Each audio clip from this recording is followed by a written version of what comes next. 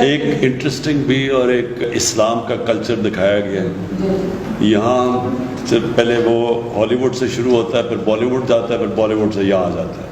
ایک third hand culture promote ہو رہا ہے. میں اس لیے چاہتا ہوں کہ کوئی پتہ تو چلے ہمارے بچوں کو، نوجوانوں کو، کہ فرق کیا ہمارے میں، کہ ہمارا بھی ایک کلچر ہے، اس میں بھی رومانس ہے، اس میں بھی تاریخ کا حصہ ہے، لیکن اس کے اندر اپنی اسلام کے ویلیوز دکھائے گئے ہیں. اور بدقسمتی سے جو مجھے بڑا افسوس سے کہنا پڑتا ہے، جو میں دیکھ رہا ہوں یہ بالی ووڈ سے ایک بالکل، بالی ووڈ میں بھی کبھی آج سے 30-40 سال پہلے آپ کبھی اس طرح کی فحاشی نہیں دیکھتے تھے. اب وہ اتنا گند آ گیا ہے. جو مغربی جو ہالی ووڈ کی جو سب سے بدترین چیزیں ہیں وہ انہوں نے اپنا لی ہیں، لیکن وہ نہیں دکھائی جو کہ ان کے معاشرے کی طاقت ہے. تو اس کا بڑا برا اثر ہمارے بچوں پہ پڑ رہا ہے، اور اس کا بڑا برا اثر اسکولوں کے پر پڑ رہا ہے. ڈرگ کلچر ڈیولپ ہو رہا ہے، ہماری سیکس کرائمز بڑھ رہی ہیں، بچوں کے خلاف کرائمز بڑھ رہی ہیں جب آپ ایک معاشرے میں اس طرح کی فحاشی پھیلاتے ہیں. تو میں یہ چاہ رہا ہوں کہ ایک مختلف کلچر دکھایا جو لوگوں کو بتائے کہ اس کے علاوہ بھی کوئی ایک طرز زندگی تھی، ایک کلچر تھا، ایک ویلیوز تھے، کیونکہ وہ یہ ڈائریکٹلی امپیکٹ کرتا ہے فیملی سسٹم کو. یاد رکھیں معاشرے کے اندر جیسی فحاشی بڑھتی جاتی ہے، فیملی سسٹم گرتا جاتا ہے. جب میں برطانیہ میں پہلی دفعہ گیا تھا 18 سال کی عمر میں، تو ایک طلاق ہوتی تھی ہر 14 شادیوں میں، ایک طلاق ہر 14 شادیوں میں. اب جب میں پچھلے 8-10 سالوں میں ہر 10 شادیوں میں 6 یا 7 اب طلاق ہو جاتی ہیں. تو یہ ڈائریکٹ امپیکٹ ہے کہ جیسے جیسے یہ فحاشی بڑھتی گئی، وہ ڈائریکٹ پریشر پڑا فیملی سسٹم پہ. اور اسلام کا سارا کلچر ہی یہ ہے کہ وہ پروٹیکٹ کرتا تھا فیملی سسٹم. یہ جو ہمیں چیزیں بتائی ہیں ہمارے کلچر میں، یہ جو ماڈسٹی، یعنی یہ اپنے جسموں کی نمائش نہ کرنا، اس کے پیچھے ایک پورا فلسفہ ہے کہ آپ نے اپنے فیملی سسٹم پروٹیکٹ کرنا ہے. تو ہمارا انڈیا میں آپ دیکھ رہے ہیں ان کی جو مغربی ایلیٹ ہے، اس کے اندر فیملی سسٹم بھی ٹوٹتا جا رہا ہے جیسے مغرب میں. تو ایک تو یہ وجہ ہے. ایک اور بھی ایک ہے صوفی کے اوپر، یونس امیر، وہ بھی ترک ہے، وہ اس کی وہ نیکسٹ ٹرانسلیشن آپ نے کرنی. اچھا جی، میں دوسری چیز آپ کو دیکھیں، میں نے پاکستان کے میڈیا کو ایوالو کرتے دیکھا ہے. ہم نے دیکھا ہے اس کو کہ کیسے یہ چینج ہوتا گیا. پہلے ہوتا تھا صرف پی ٹی وی، اور میں ان لوگوں میں سے تھا جس نے جب جنرل مشرف کی آئی گورنمنٹ تو ہم نے بڑا کہا کہ ان کو کہ باقی ٹی وی چینلز کو آنے دیں. اس سے پہلے صرف پی ٹی وی ہوتا تھا. تو یہ 2002, 3, 4 میں شروع ہوئی باقی ٹی وی چینلز، اور ہم نے دیکھا کہ یہ کیسے پہلے لوگ بڑا انٹرسٹ لیتے تھے کرنٹ افیئر پروگرامز میں. بڑا کرنٹ افیئر پروگرامز ایسے نہیں شروع ہوئے ایسے کہ واقعی ایک اس میں سے لوگوں کو پتہ چلتا تھا، ڈفرینٹ موقف کی سمجھ آتی تھی. اچھا جی، یہ پارٹی کا یہ موقف ہے، اپوزیشن کا یہ، گورنمنٹ کا یہ. بڑا اچھا شروع ہوا ایسے، اور اس میں کئی اینکرز ایک دم بڑے اوپر آ گئے. جتنے وہ اچھے کرتے تھے تو وہ اوپر آنے شروع ہو گئے. پھر ہوا کیا، یہ چلتا گیا. اگر آپ دیکھیں ان کی ratings TV chat shows کی، تو یہ بڑھتی گئی 2010 تک، 2011 تک یہ ٹی وی چینلز کی جو کرنٹ افیئر بڑھتی گئی، اور یہ بڑھتا گیا. اور یہ آخر میں یہ وہ سٹیج آ گئی کہ جو چیٹ شوز کی جو لوگ دیکھتے تھے، لوگوں کے لیے بے معنی ہو گئی چیٹ شوز. وہ کیوں ہو گئی؟ کیونکہ وہاں تو صرف ایک بازار لگ گیا، وہ اس کو برا کہے، کوئی اس کو برا کہے. بیچ میں جو اصل جو لوگ انفارمیشن لینا چاہتے ہیں وہ کم ہونی شروع ہو گئی. تو آپ جب بات کرتے ہیں نا کہ یوٹیوب کے اوپر لوگ آ رہے ہیں اور آپ کی سنتے ہیں، کیونکہ لوگ انفارمیشن چاہتے ہیں. تو جب وہ دیکھتے ہیں کہ ٹی وی چیٹ شو میں ایک دوسرے کے شور مچا ہوا، برا بھلا ایک دوسرے کو کہہ رہے ہیں، بیچ میں سے نکلتا کچھ بھی نہیں ہے، کوئی کچھ کہہ رہا ہے، کوئی کچھ کہہ رہا ہے. اصل میں تو لوگ جو سچ لوگ ڈھونڈنا چاہتے ہیں وہ چھپ جاتا ہے. تو تو آپ سب کے لیے دیکھیں میرا جو زندگی کا ایکسپیرئنس ہے وہ یہ کہ اللہ الحق ہے، تو سچ ہے نا وہ چھپتا نہیں ہے زیادہ دیر. آپ کسی کو پیسے بھی دے دیں، آپ میڈیا کو بھی کھلا دیں، لیکن جو عوام ہے وہ آخر میں وہ سچ ڈھونڈے گی.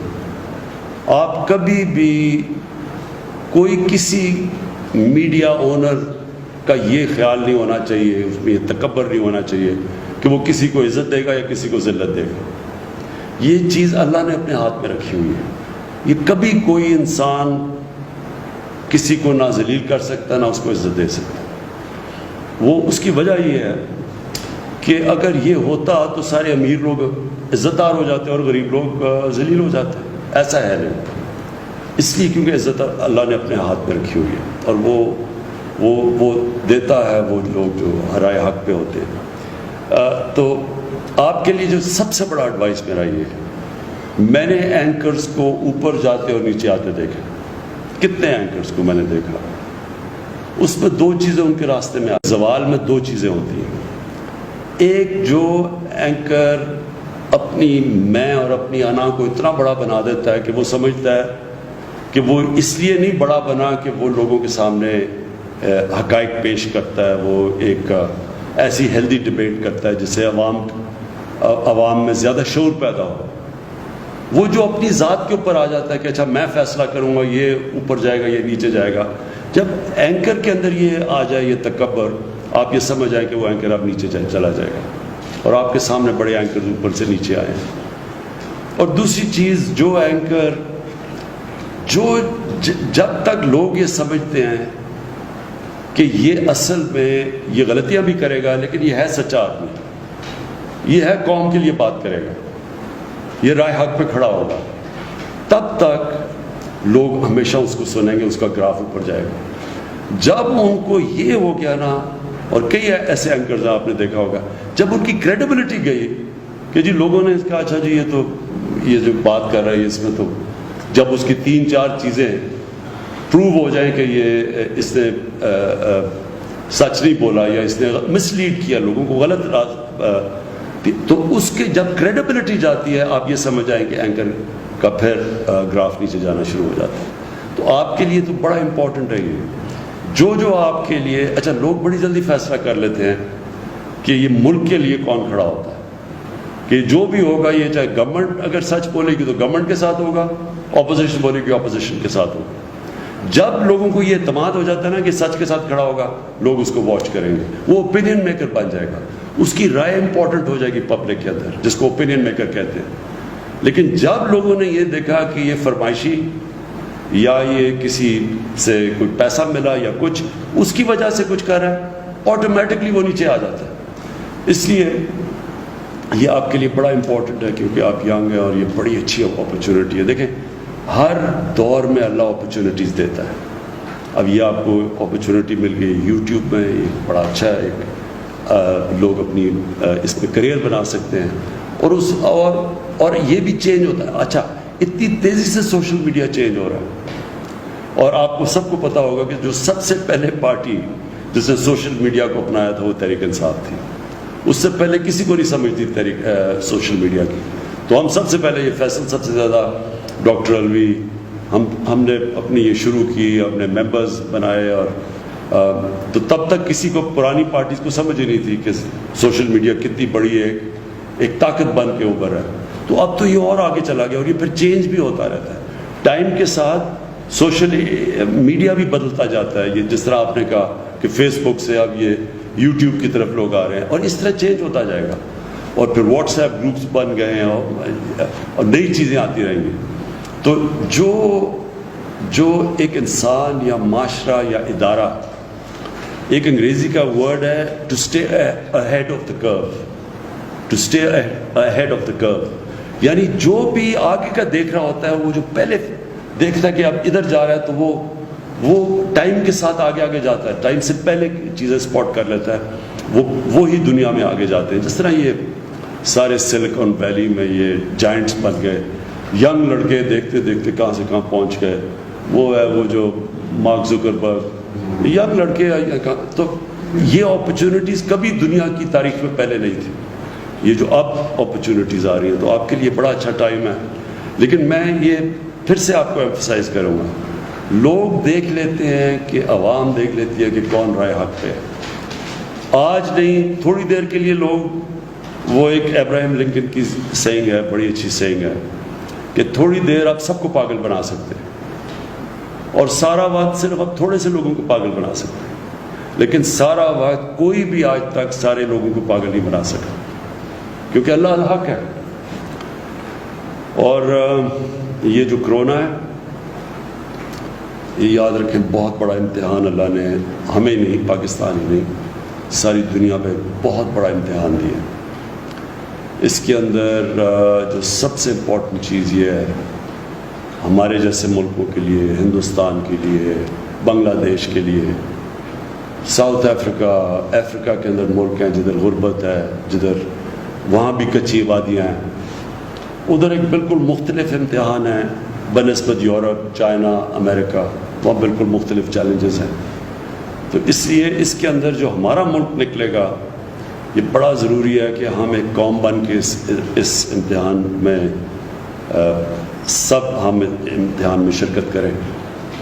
ہماری پوری کوشش ہے کہ سب جو لاک ڈاؤن کی وجہ سے بیچارہ ہمارا جو کمزور طبقہ اس وقت مشکلوں میں پڑ گیا ہے, کبھی بھی ایسی بے روزگاری نہیں تھی. اور امریکہ میں بے روزگاری کا مطلب ہی کچھ اور ہے, کیونکہ وہاں تو بے روزگار ہوتا ہے تو وہ آ جاتا ہے سوشل سیکیورٹی پہ, اس کو حکومت پیسے دینا شروع کر دیتی ہے, سب رجسٹرڈ ہے. ہمارا 75-80% جو ڈیلی جو دیہڑی دار ہے, وہ جب بے روزگار ہوتا ہے تو اس کی تو کسی کے پاس رجسٹریشن ہے ہی نہیں, کوئی اس کا ریکارڈ ہی نہیں ہے. وہ جا کے گھر بیٹھ جاتا ہے, اس کی دیہڑی پہ وہ اس کی فیملی ڈپینڈ کرتی ہے, بچے, اس کی بیوی ڈپینڈ کرتے ہیں کہ جا کے کھانا لے کے آئے یا پیسے ہوں, تو ان کے لیے اس وقت بہت مشکل ہے.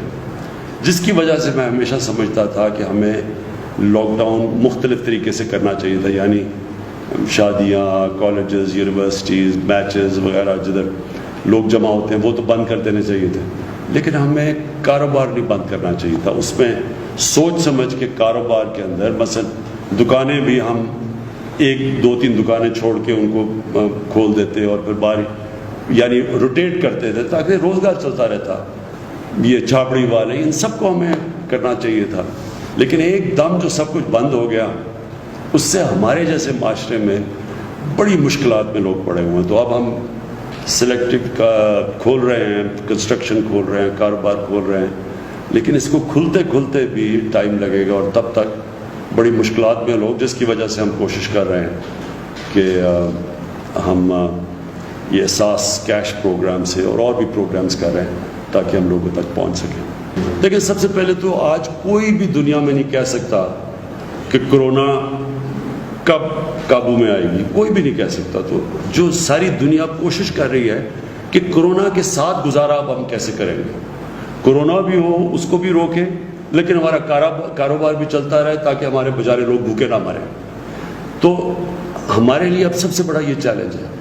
اس کے لیے ایک بڑا اچھا ایک ٹریک اینڈ ٹریس سسٹم, وہ ہم نے اب ساری ایجنسیز بیٹھی, ہماری سارے ادارے بیٹھے, ہم نے ایک سسٹم آرٹیفیشل انٹیلیجنس کے ذریعے ISI کے ساتھ مل کے نکالا ہے کہ سارے پاکستان میں ہم ٹریک کریں گے کدھر کدھر ہمارے کرونا کے جو افیکٹیز ہیں, جن کو انفیکشن ہے, پھر ان کو ہم ٹریک کر کے پھر ان کی پورا بنائیں گے کہ وہ کن کن سے مل رہے ہیں. یعنی جو طریقہ اب ہوگا کہ بجائے سارا 22 کروڑ کا ملک بند کر دیں, ہم ادھر کانسنٹریٹ کریں جدھر ہم سمجھتے ہیں کہ اب کلسٹر بن رہا ہے, ان کو تھوڑی دیر کے لیے کوارنٹائن کریں تاکہ وہ پھیل نہ سکے. اس کے علاوہ اگر ہم جو بھی کرتے ہیں نا, اگر ہم سارا ملک بند کر دیتے ہیں یہاں بھوکے مریں گے لوگ, لیکن اگر ہم پوری طرح کھول دیتے ہیں تو کرونا پھیلنے کا ڈر ہے. تو اس لیے ایک بیچ کا نظام یہ لے کے آ رہے ہیں اور اس کے اوپر ہم پوری کوشش کر رہے ہیں اور یہ انشاءاللہ اسی طرح آگے بڑھیں گے. جو ہر کرائسس ہوتا ہے نا, اس میں اللہ نے ایک ایسا نظام بنایا ہوا ہے کہ اس میں اگر انسان اپنا عقل استعمال کرے تو اس میں موقع بھی بڑے مل جاتے ہیں. اور کرائسس کے اندر کئی بڑی زبردست چیزیں ہو جاتی ہیں, کیونکہ انسان کو اللہ نے بنایا ایسا ہے. ایک انگریزی کا فریز ہے, necessity is the mother of invention. جب آپ پھنس جاتے ہیں نا تو اللہ نے ہمارے میں صلاحیتیں دینی ہے کہ اگر ہم اپنا ذہن استعمال کریں تو اس میں سے راستہ نکلاتے ہیں. تو اس میں سے ایک یہ راستہ ہے کہ جو ٹیلی ایجوکیشن ہے، دوسرا ٹیلی میڈیسن، کہ ہم سب تک تو نہیں پہنچ سکتے لیکن ہم ٹیلی ویژن کے ذریعے ریموٹ علاقوں میں لوگ ٹی وی کے اوپر سامنے آئیں. یہ ٹیکنالوجی بڑھ چکی ہے تاکہ وہاں یہاں بھی ڈاکٹر بیٹھا بیٹھا ادھر ان کو اوپینین دے کہ آپ کو یہ بیماری ہے، یہ آپ یہ کریں جو بھی.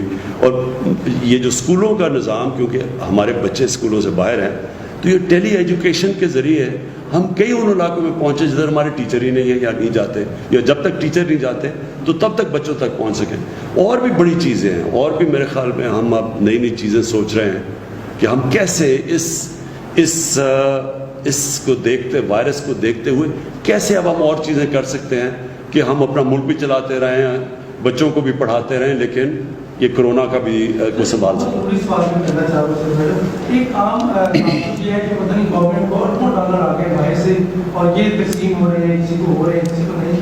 کیا باہر سے اب تک ہمیں جو امداد مل رہی ہے عالمی مالیاتی اداروں کی طرف سے بھی مل رہی ہے؟ کوئی امداد کئی باہر سے نہیں مل رہی. اس ذہن میں ڈالیں، کوئی صرف ہمیں آئی ایم ایف نے جو ہمارا مشکل ہماری ایکسپورٹس گر گئی ہیں، ساری دنیا کی ایکسپورٹس گر گئی ہیں، ہماری جو ریمیٹنسز آنی تھی، جو ہمارے پاکستانیوں نے پیسے بھیجنے تھے وہ گر گئے. تو انہوں نے جو ہم نے قرضے دینے تھے، پرانے قرضے لیے ہوئے تھے، ان کی جو قسطیں دینی تھی اس قسطوں میں رعایت ملی ہے.